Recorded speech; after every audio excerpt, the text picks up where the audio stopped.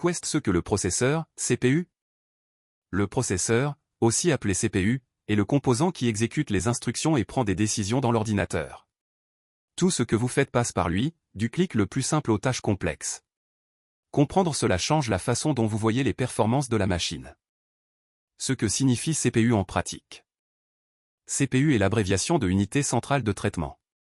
En termes simples, c'est la partie qui lit les commandes, effectue des calculs et envoie des réponses au reste du système. Sans elle, l'ordinateur aurait des pièces, mais ne saurait pas quoi en faire. Comment la CPU communique avec les programmes? Lorsque vous ouvrez un programme, il envoie des instructions à la CPU. Ces instructions sont de très petites étapes, exécutées en séquence. Plus ce processus est rapide et organisé, plus l'ordinateur semble réactif dans l'utilisation quotidienne. L'importance des cœurs du processeur. Les cœurs sont comme des divisions internes de la CPU qui permettent d'exécuter plusieurs tâches en même temps. Un processeur avec plus de cœurs gère mieux les activités simultanées. Avez-vous remarqué qu'on peut écouter de la musique tout en naviguant sans blocage?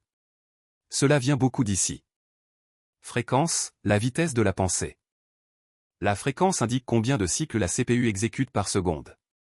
En pratique, c'est le rythme de travail du processeur. Une fréquence plus élevée aide dans les tâches rapides, mais ce n'est pas le seul facteur qui définit les performances, et cela crée souvent de la confusion. La CPU ne travaille pas seule. La CPU dépend de la mémoire, du stockage et d'autres composants pour bien fonctionner. Elle traite les données, mais doit en recevoir et envoyer des résultats. C'est pourquoi un bon processeur ne fait pas de miracle si le reste du système est lent.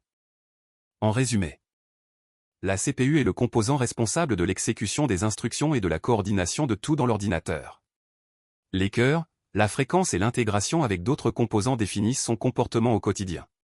Maintenant que vous comprenez cela, quelle partie de l'ordinateur aimeriez-vous mieux connaître?